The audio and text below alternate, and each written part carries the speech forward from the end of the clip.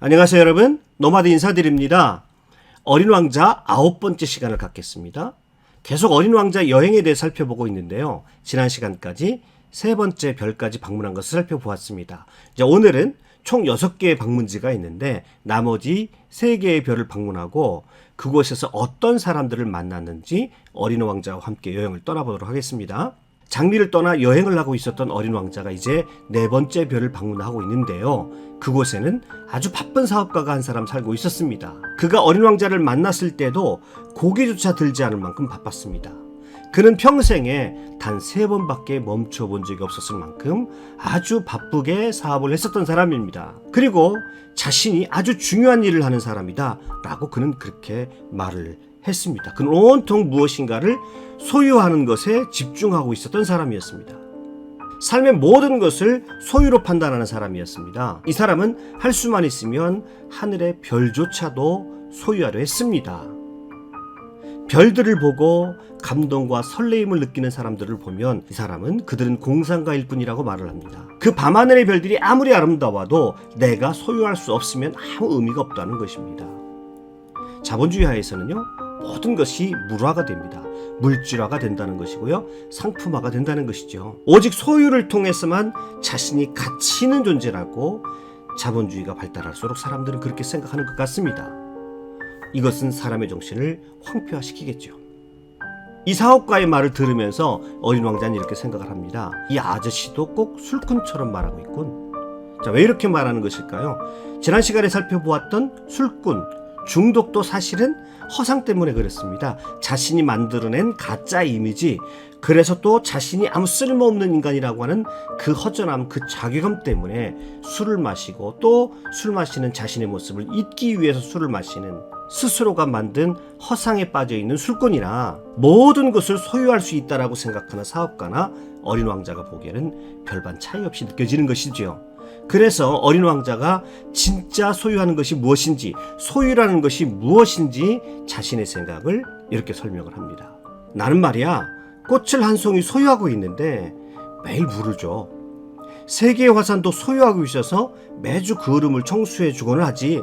어린 왕자가 보기에 진정한 소유는 돌봄에 있다고 본 것입니다. 어떤 것에 대해서 책임을 지는 것이 소유한다는 것의 진정한 의미라고 말하고 있는 것입니다. 사실 이 어린 왕자 이 작품에서 돌본다라고 하는 거, 그리고 책임을 진다는 것은요, 이 어린 왕자에게 있어서 가장 중심적인 주제와 연결이 되는데요.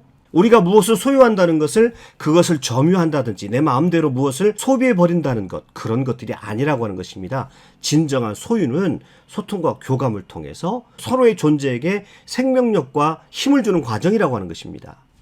어린 왕자는 계속 이렇게 말합니다. 내가 그들을 소유하는 건 내 화산들에게나 내 꽃에게 유익한 일이야. 심지어 어린 왕자는 진짜 소유하는 것이 뭐냐면 내 꽃과 화산들에게 유익이 되는 것이라고 말을 하는 겁니다. 진정한 소유는 그래서 서로가 교감하는 가운데 있는 그대로의 생명력이 드러나도록, 가능성이 실현될 수 있도록, 아름답게 있는 그대로 존재할 수 있도록 도와주는 과정이 어린 왕자가 보기에 소유라고 하는 것입니다. 만약에 여러분이 어떤 회사를 소유한다라고 한번 생각해 보시죠. 그 회사를 내가 소유해서 내가 얼마나 부자이고 얼마나 대단한 사람인가를 과시하는 용도가 아니고 그 회사에 소속된 모든 사람들의 가능성의 꽃을 활짝 필 수 있도록 그들이 가지고 있는 생명력을 마음껏 드러내는 장소가 바로 회사를 소유한다는 의미여야 한다는 것입니다. 이것이 어린 왕자가 보는 소유의 개념인 것입니다. 아주 굉장히 철학적이고 혁신적이죠. 이번에도 어린 왕자는 정말이지 어른들은 너무너무 이상해라고 생각하면서 이 별을 떠나서 5번째 별로 여행을 계속 떠나게 됩니다. 5번째 별에는요, 작은 가로등과 가로등에 불을 켜는 점등인이 살고 있었습니다. 어린 왕자는 이 별이 와서 점등이를 보면서 이렇게 생각을 했습니다. 가로등을 켜는 것은 마치 별 하나, 꽃 한 송이를 탄생시키는 것과 마찬가지고, 가로등을 끄면 꽃이나 별을 잠들게 하는 것이니 이 얼마나 아름답고 유익한 일이야, 이렇게 말합니다. 그 전에 보았던 왕이나 허영쟁이, 또 술꾼, 사업가하고는 다르게 이 점등이는 그나마 유익한 사람이라고 어린 왕자는 생각을 했습니다. 어린 왕자는 이 점등이에게 다가와서 묻습니다. 아저씨, 왜 가로등을 켰어요? 그러자 뜻밖의 대답이 나옵니다. 안녕? 나는 시키는 대로 한 거란다. 뭔가 좀 어색합니다. 이번에는 어린 왕자가 이렇게 묻습니다. 그런데 왜 가로등을 다시 켰어요? 이렇게 묻자 점등이 이렇게 말합니다. 그건 명령이니까.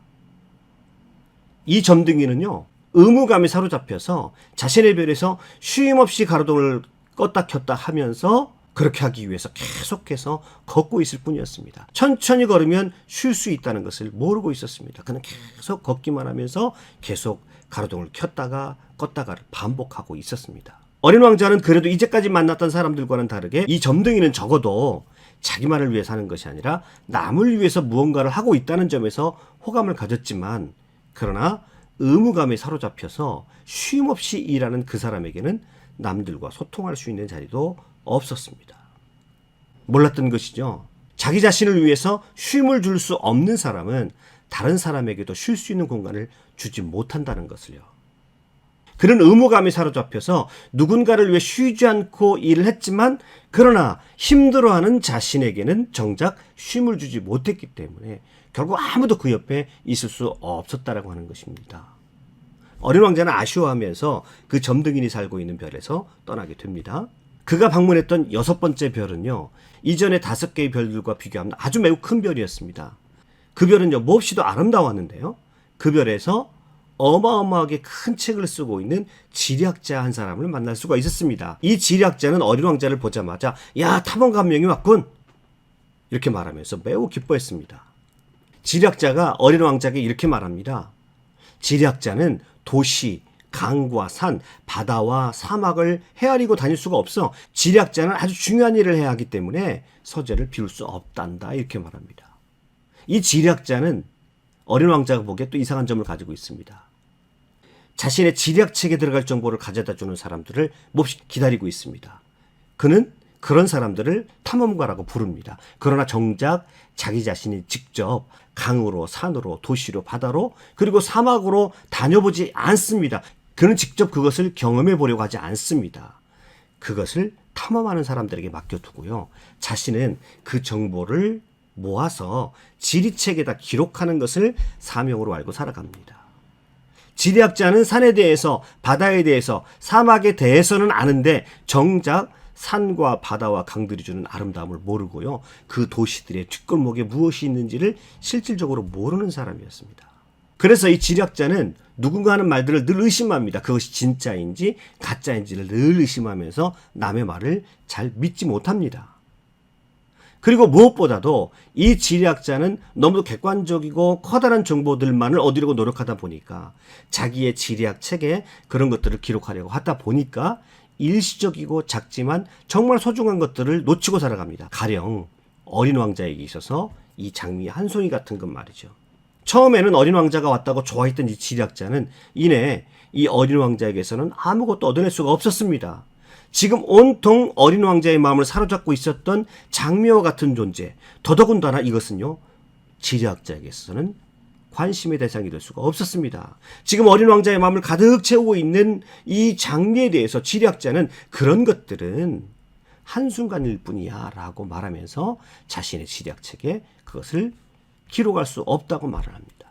누군가에게 그렇게 소중한 존재가 지리학자에게는 아무런 의미가 없다는 것을 어린 왕자는 발견하고요, 자신을 보호할 수 있는 것이라고는 4개의 가시가 전부인 장미를 자신의 별에 혼자 남겨두고 온 것을요, 몹시 후회합니다. 정말 우리 인생에 정말 소중한 어떤 존재는 내가 아껴주지 않으면 안 된다는 것이 더 애답게 느껴진 것이죠. 그래도 이 지리학자는 전혀 쓸모없는 사람은 아니었던 것 같습니다. 지구라는 별을 가보면 좋을 것 같다라고 하는 정보를 주게 됩니다. 어린 왕자는 이제 지구를 향해서 다시 여행을 떠나게 됩니다. 지구에 도착할 때까지 어린 왕자는 모두 6개의 별들을 방문하게 됩니다. 어린 왕자는 그 6개 행성 그 어디에서도 자신이 여행을 떠나면서 찾고자 했던 답을 찾을 수가 없었습니다. 거기서 먼저 자기 자신이 세상의 중심이어야 한다는 왕 지독한 나르시시스트를 만났습니다.